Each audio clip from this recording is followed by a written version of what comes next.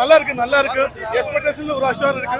Prithviraj direction சக்கதா இருக்கு. Super movie bro. Super movie.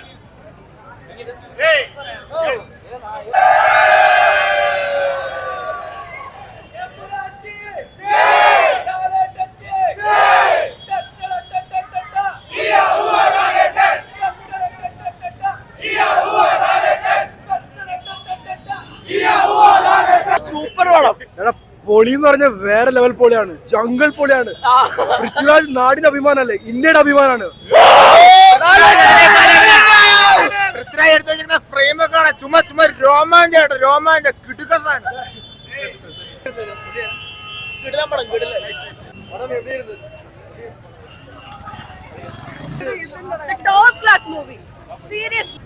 പടം അടിപൊളി, സൂപ്പർ പടം. No lag, 3 hours full മജ.